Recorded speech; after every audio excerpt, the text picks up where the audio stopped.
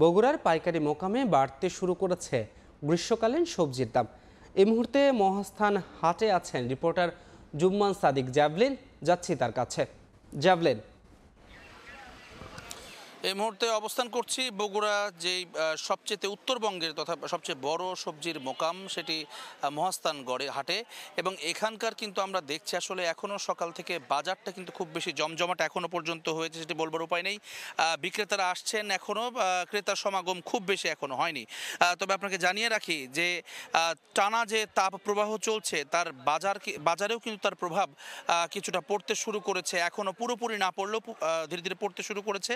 এবং এখানকার যারা বিশেষ করে সবজি চাষি রয়েছেন, তারা কিন্তু সরাসরি তাদের উৎপাদিত পণ্যটি এই বাজারে নিয়ে আসেন এবং এখানে যারা পাইকারি ব্যবসায়ী রয়েছেন কিংবা ফড়িয়া যারা রয়েছেন, তারা কিন্তু এখান থেকে আসলে কৃষকের কাছ থেকে সরাসরি সেই পণ্যটি কিনে থাকেন, তাদের কৃষিজাত পণ্যগুলো। এবং সবজির জমিতে যেটি হচ্ছে, তারা বলছেন, কৃষকদের সঙ্গে কথা বলে যেটি জানতে পারলাম, যে টানা তাপপ্রবাহ এর কারণে কিন্তু সবজির জমিতে প্রচুর পরিমাণে সেচ তাদের বাড়িয়ে দিতে হয়েছে।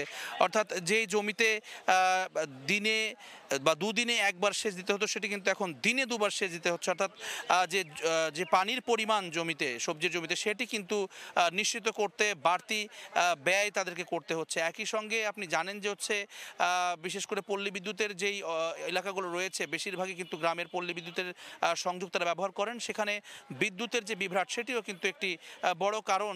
সেটির কারণে তারা যে তাদের ইচ্ছা মতো সময় অনুযায়ী যে সেচ দেবেন, সেটিও সম্ভব হচ্ছে না, যে কারণে তারা কিন্তু আসলে এই লোডশেডিং যে সময়টি থাকছে না, বিদ্যুৎ থাকছে, সেই সময় তারা সেচটি দিচ্ছেন।